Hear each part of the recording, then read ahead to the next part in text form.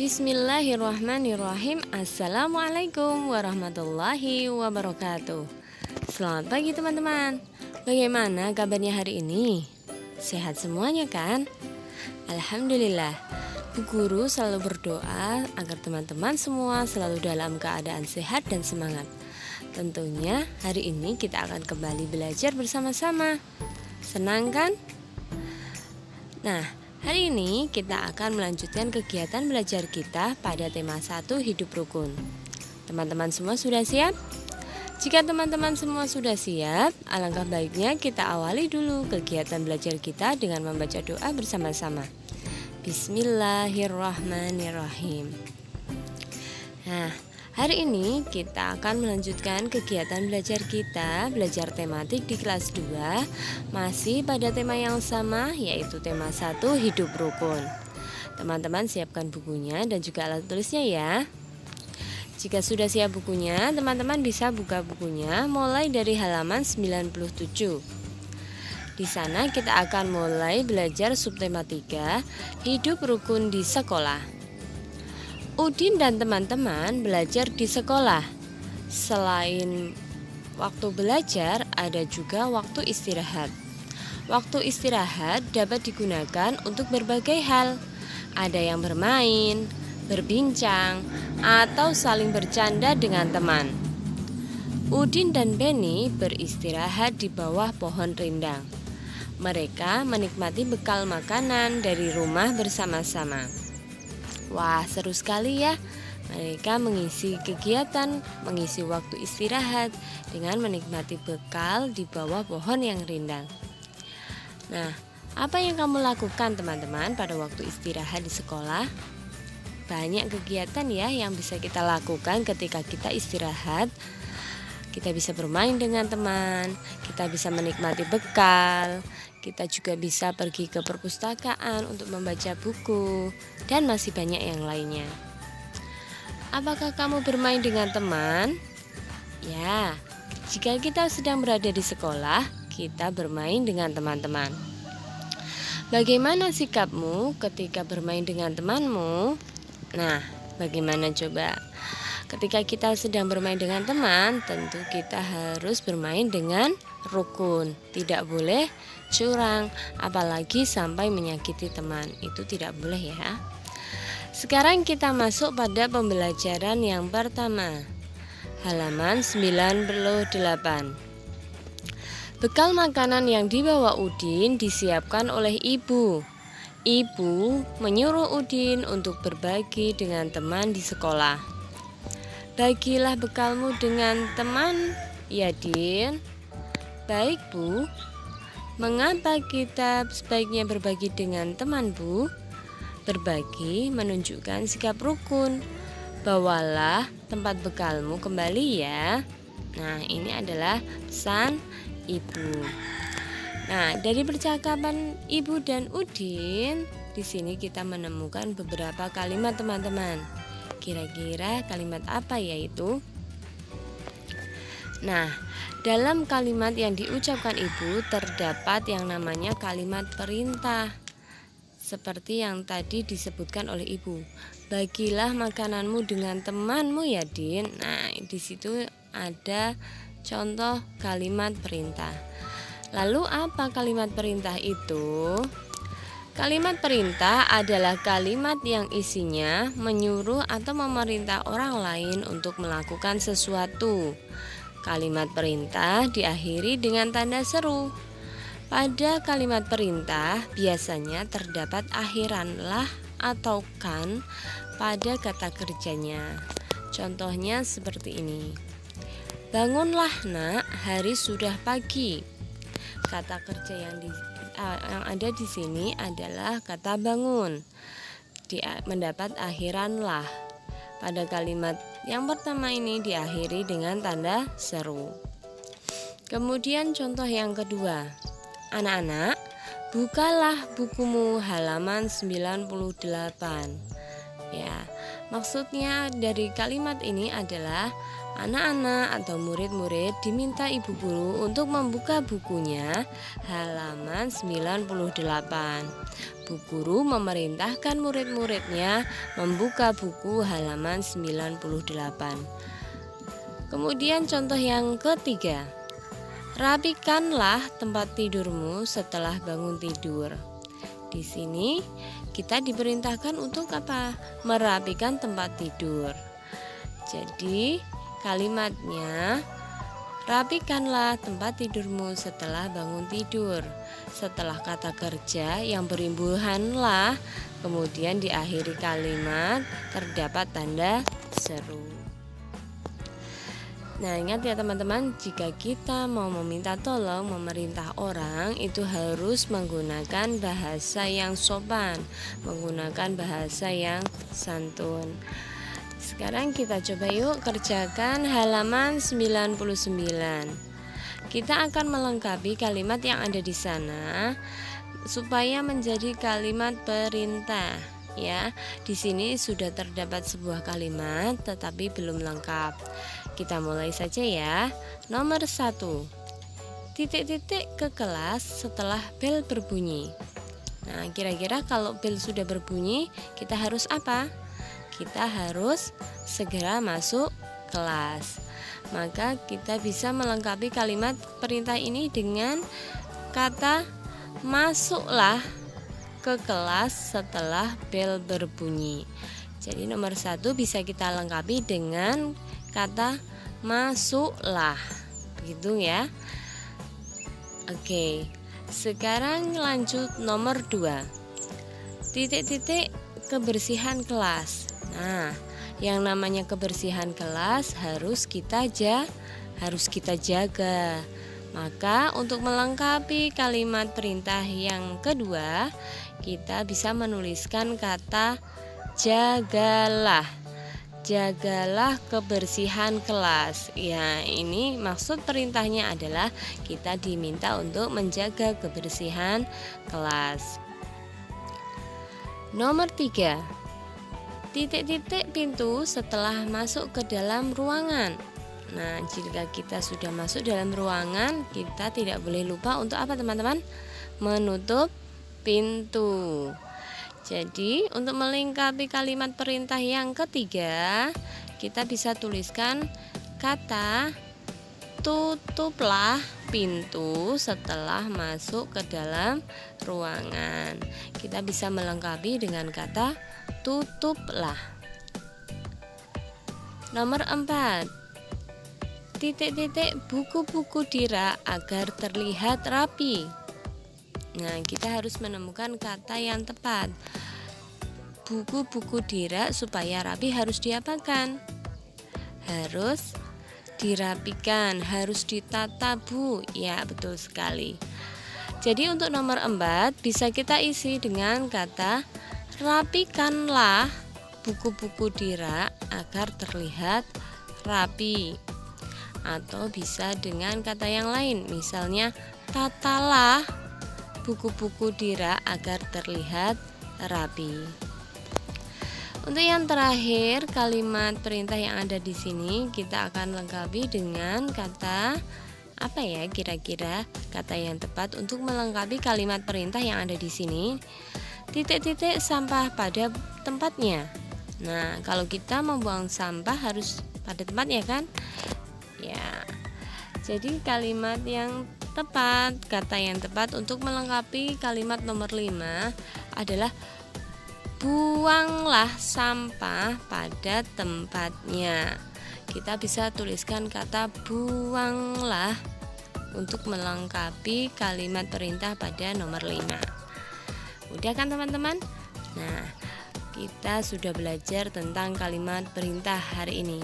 Sekarang kita lanjutkan untuk halaman berikutnya. Jadi nanti teman-teman jika diminta untuk membuat kalimat perintah sendiri bisa ya. Karena teman-teman sudah tahu apa itu kalimat perintah dan apa ciri-cirinya. Masih ingat? Kalimat perintah tadi adalah kalimat yang isinya memerintah atau menyuruh orang lain untuk melakukan sesuatu. Biasanya kata kerjanya mendapat akhiran lah atau kan, dan di akhir kalimat perintah itu diakhiri dengan tanda seru. Baik, sekarang kita buka bukunya halaman 100 teman-teman. Kita amati dulu. Di kelas, para siswa sedang belajar menggambar. Ada Udin, Edo, dan Siti. Mereka menggambar dengan alat yang berbeda. Nah, Udin membawa pensil warna, Edo membawa spidol, dan Siti menggunakan krayon. Dari masing-masing gambar yang ada di situ, teman-teman pasti bisa melihat jelas dari bukunya masing-masing ya. Mana gambar yang diwarnai dengan pensil warna, mana gambar yang diwarnai dengan spidol, dan mana gambar yang diwarnai dengan krayon. Karena hasil dari 3 alat warna ini menimbulkan warna yang berbeda-beda. Perbedaannya pada apa? Krayon itu warnanya lebih tebal, kalau pensil warna lebih tipis. Sedangkan spidol, kalau kita gunakan spidol untuk mewarnai gambar, itu hasilnya lebih cerah ya, lebih terang. Baik teman-teman, lanjut lagi, kita buka bukunya halaman 103. Siswa di sekolah Udin cukup banyak, ada 125 siswa laki-laki dan 117 siswa perempuan. Jumlah siswa di sekolah Udin seluruhnya adalah berapa? Nah, di sini kita akan mulai belajar penjumlahan dengan cara panjang atau pendek ya. Jadi ketika kita mengerjakan penjumlahan itu bisa diselesaikan dengan cara panjang dan juga bisa kita selesaikan dengan cara pendek. Yang membedakan caranya seperti apa, Bu? Nah, contoh pengerjaan penjumlahan dengan cara panjang adalah yang seperti ini. Tadi disebutkan bahwa jumlah siswa laki-laki 125 dan siswa perempuan adalah 117. Sebelum kita hitung, kita menjabarkannya dulu dalam nilai tempatnya. Ini adalah cara panjang ya. Jadi siswa laki-laki yang jumlahnya 125 itu dijabarkan 100 untuk nilai tempat ratusan, ditambah 20 puluhannya ini ya, dan ditambah 5. Kemudian untuk siswa perempuan 117 dijabarkan berdasarkan nilai tempatnya 100 ditambah 10 ditambah 7. Nah, kemudian dihitung berdasarkan nilai tempatnya juga.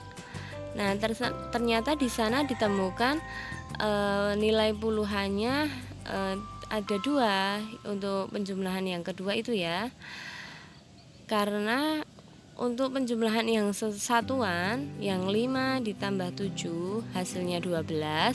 12 sendiri terdapat nilai puluhan dan satuan, maka puluhannya dipisah.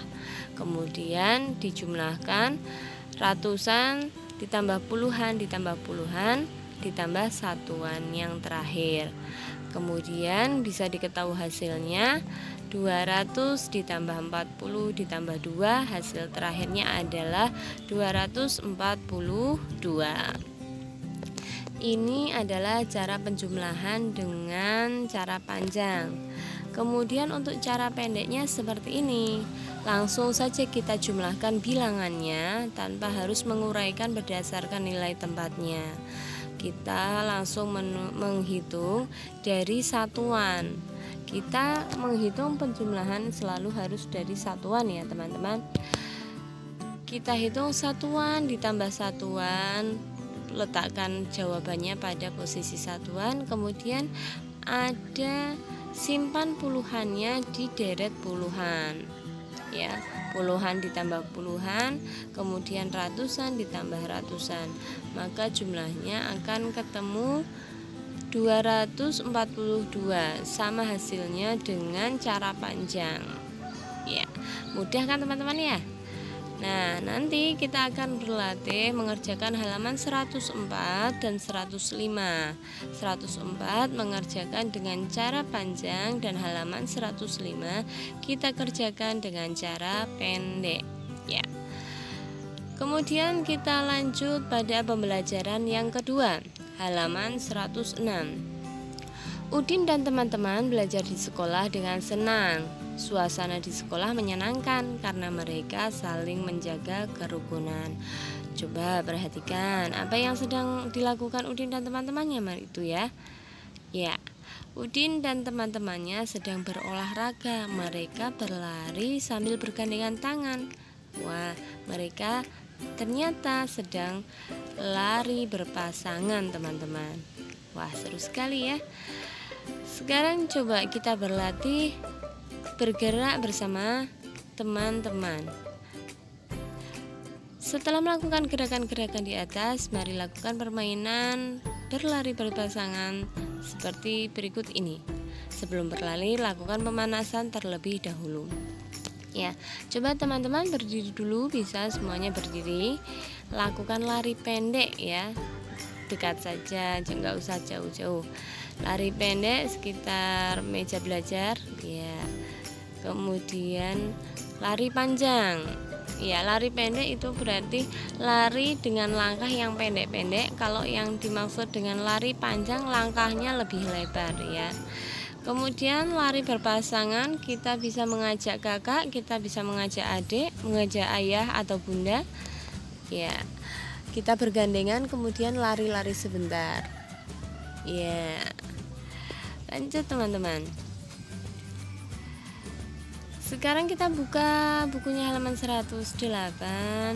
Bacalah teks di bawah ini dengan intonasi atau lafal yang tepat dengan percaya diri. Di sini terdapat cerita yang judulnya Berolahraga Bersama. Hari ini Udin dan teman-teman berolahraga. Pak Guru meminta siswa untuk berlari berpasangan. Udin berpasangan dengan Edo. Tiba-tiba mereka terjatuh karena gerakan kakinya tidak kompak.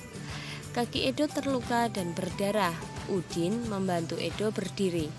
Pak Guru mengantarkan Edo ke UKS. Pak Guru pun mengingatkan siswa lainnya, berhati-hatilah ketika berlari. Samakan langkah kalian terlebih dahulu. Nah, garis bawahi kalimat yang menunjukkan perintah pada teks bacaan di atas. Wah, ternyata pada cerita yang kita baca terdapat kalimat perintah teman-teman, dan kita disuruh mencari mana kalimat yang menunjukkan kalimat perintah. Ya, teman-teman sudah membacanya. Pasti teman-teman tahu di mana kalimat perintah itu kita temukan. Betul sekali. Yuk kita ambil pensil, kita beri garis bawah kalimat perintah yang pertama kita temukan mana? Iya, betul sekali. Kalimat perintah yang pertama yang kita temukan adalah berhati-hatilah ketika berlari. Di sana kata kerjanya adalah berhati-hati. Kita diminta untuk berhati-hati, mendapat himbauan, mendapat akhiran lah dan diakhiri dengan tanda seru. Kemudian kalimat perintah yang kedua, siapa yang sudah menemukan? Ya, kita temukan di kalimat yang terakhir. Samakan langkah kalian, kata Pak Guru. Ya, kita disuruh menyamakan langkah dengan teman atau pasangan kita saat berlari agar kompak larinya dan tidak jatuh ya. Kalimat perintah yang kedua, kata kerjanya mendapat akhiran kan, dan kalimatnya diakhiri dengan tanda seru. Wah, teman-teman hebat, sudah menemukan kalimat perintah pada bacaan yang ada di sini. Baik teman-teman, kita lanjutkan lagi. Ya, halaman 109. Wah, di sana terdapat sebuah gambar yang menunjukkan Siti dan teman-temannya sudah selesai belajar. Mereka berdoa dulu sebelum pulang ya. Berdoa dulu sebelum pulang. Setelah berdoa, mereka berpamitan kepada Bapak Ibu guru. Nah, Bu Guru mencoba menuliskan cerita pada gambar tersebut ya. Sebelum pulang sekolah, Udin dan teman-temannya berdoa terlebih dahulu. Mereka berdoa menurut agamanya masing-masing. Selesai berdoa, Udin dan teman-teman berpamitan kepada Ibu Guru. Nah, teman-teman, dari gambar tadi ternyata menunjukkan sikap Udin di sekolah sesuai dengan pengamalan sila pertama dan sila kedua Pancasila. Sikap manakah yang dimaksud? Teman-teman tahu? Ya, sila pertama ditunjukkan pada sikap Udin dan teman-temannya sedang berdoa. Teman-teman bisa tuliskan di kolom sila pertama, Udin berdoa sebelum pulang. Itu pengamalan sikap yang sesuai dengan sila pertama. Kemudian untuk sikap yang sesuai dengan sila kedua yang mana ya? Ya. Ketika berpamitan kepada bapak atau ibu guru, ya itu menunjukkan sikap yang menunjukkan pengamalan sila kedua. Bersikap yang sopan, itu contoh pengamalan sikap ya, menunjukkan pengamalan sila kedua Pancasila. Nah, teman-teman, kita lanjutkan lagi halaman 111. Wah, di sana terdapat sebuah gambar. Ya, tuliskan sila yang sesuai dengan gambar yang ada di bawah ini. Siti membagi makanannya, membagi bekalnya kepada Lani. Mari makan bekalku bersama, karena temannya lupa membawa bekal. Kemudian gambar yang satunya isinya adalah Udin dan Edo bermain bersama meskipun mereka berbeda agama. Ya, ini contoh sila yang kedua. Ya, dua-duanya sila yang kedua. Nah, teman-teman nanti coba ceritakan ya, kegiatan apa yang biasa teman-teman lakukan sesuai dengan sila pertama Pancasila. Kemudian kegiatan apa juga yang sesuai dengan sila kedua Pancasila. Kegiatan yang sesuai dengan sila pertama Pancasila tentunya yang berkaitan dengan ketuhanan yang Maha Esa. Ini sikap yang kita tunjukkan karena kita sebagai makhluk Tuhan. Yang kedua yaitu sikap atau kegiatan yang menunjukkan sila kedua Pancasila, misalnya saling berbagi, saling menolong, ya, bersikap adil, masih banyak yang lainnya teman-teman.